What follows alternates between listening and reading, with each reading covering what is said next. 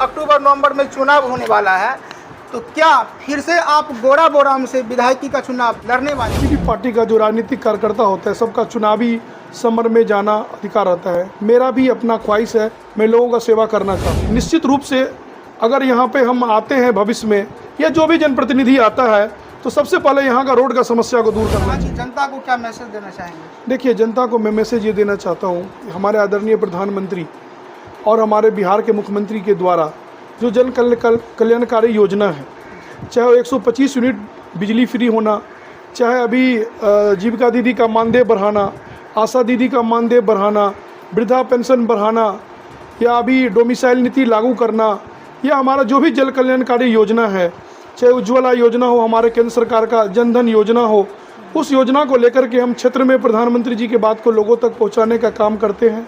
लोगों का जो ज़मीनी समस्या है, उस समस्या को देख रहे हैं।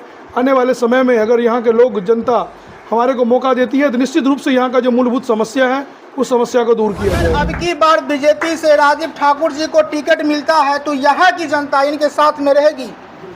नमस्कार, स्वागत है आपका। आप देख रहे हैं इनसाइट देसी न्यूज और मैं हूं आपके साथ गोविंद कुमार। इस वक्त हमारी मौजूदगी गोड़ा बोराम विधानसभा क्षेत्र के अंतर्गत आने वाली गोड़ा मानसिंह गांव में है। और अब इस तस्वीर में भी आप देख रहे होंगे कि यहाँ पर बहुत सारे लोग मौजूद हैं और बगल में ही बीजेपी के प्रदेश कार्यकारिणी सदस्य राजीव ठाकुर जी हैं, वो भी जनता के साथ यहाँ पे बैठे हुए हैं। तो हम इनसे बात करेंगे और जानने का प्रयास करेंगे कि आज जो ये गोड़ा मानसिंह में पैदल सड़क पर घूम रहे हैं, इसके पीछे इनका उद्देश्य क्या। तो बहुत बहुत स्वागत है हमारे चैनल पे। जी, बहुत बहुत धन्यवाद। आपके सभी देखने वाले को बहुत बहुत धन्यवाद।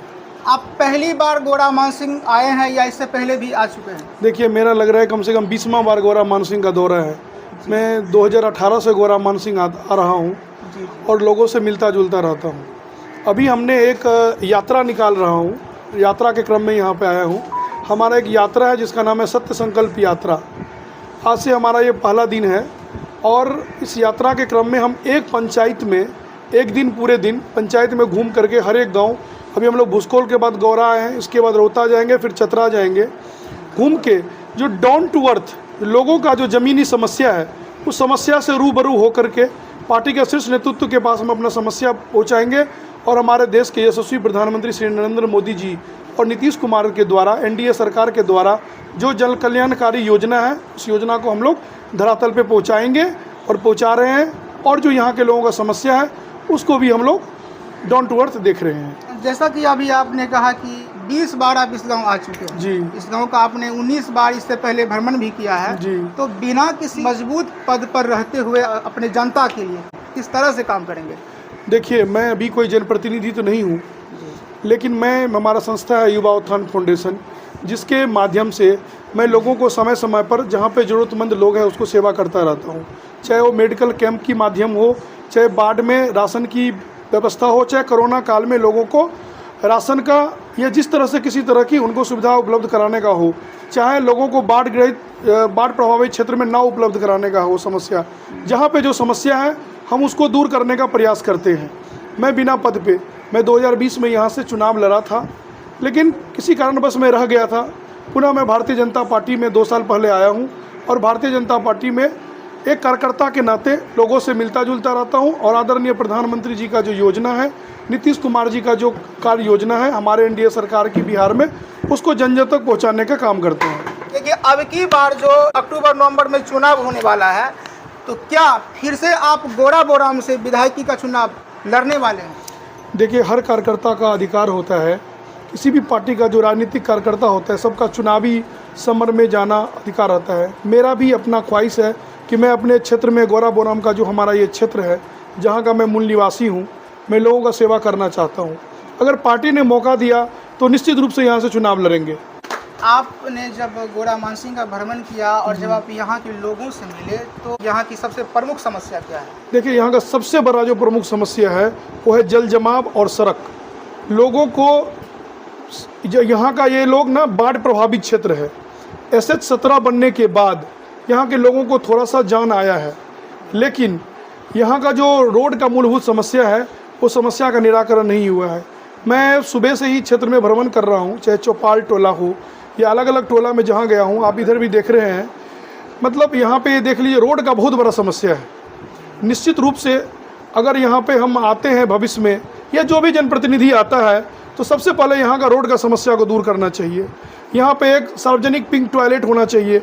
महिलाओं को अभी भी जो हमारे प्रधानमंत्री जी का योजना है स्वच्छता का, वो हम नहीं देख रहे हैं। यहाँ पे जो स्वच्छता की योजना होना चाहिए, अगर एक पिंक टॉयलेट की व्यवस्था हो जाए, अगर नहीं पूरे पंचायत में तो कम से कम गांव वाइज भी अगर एक बड़ी पिंक टॉयलेट की व्यवस्था हो जाए तो महिलाओं जो बाहर में शौच करने के लिए जाती है उनको पिंक टॉयलेट के माध्यम से वहाँ पे शौच करने के लिए जाएंगे।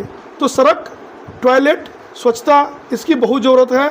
नाला का निर्माण हो जिससे कि पानी का निकासी की व्यवस्था हो, यही सब समस्या है। अस्पताल नहीं है गांव में, पंचायत में कोई अस्पताल नहीं है उस तरह का। जो देखिए रोड का ये हालत है कि अगर यहाँ से लोग को कोई बीमार पड़ जाए तो बिरोल जाते जाते यहाँ पे दम तोड़ देगा।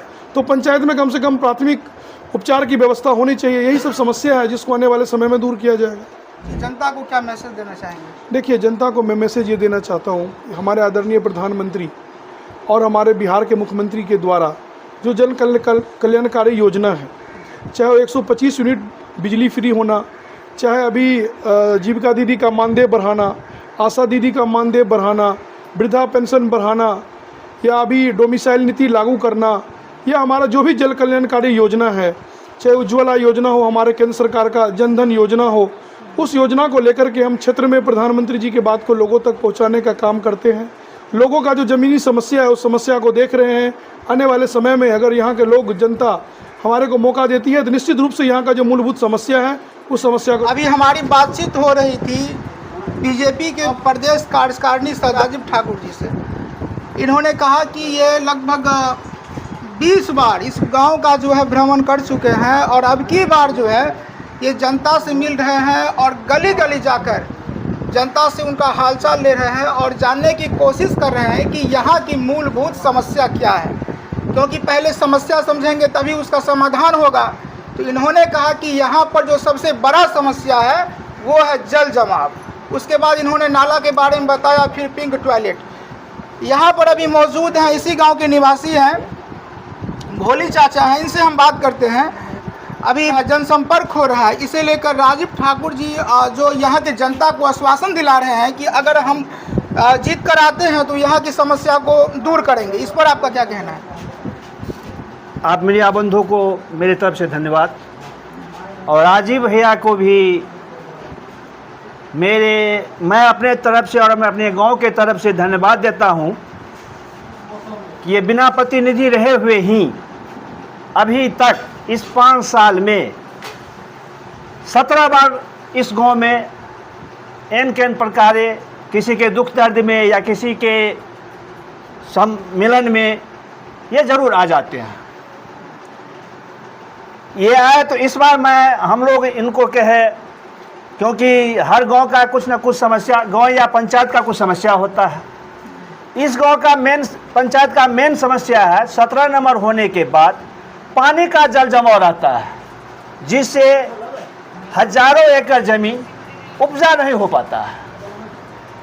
माननीय विधायक जी को भी यह बात लिखित रूप में भी दिया गया, लेकिन अभी तक उसका कोई समझौता या काज के लिए कोई प्रगति नहीं देखा गया। इस पंचायत स्तर पर कई बार हॉस्पिटल का अलॉटमेंट आया, हॉस्पिटल नहीं बन पाया, जिसके चलते यहाँ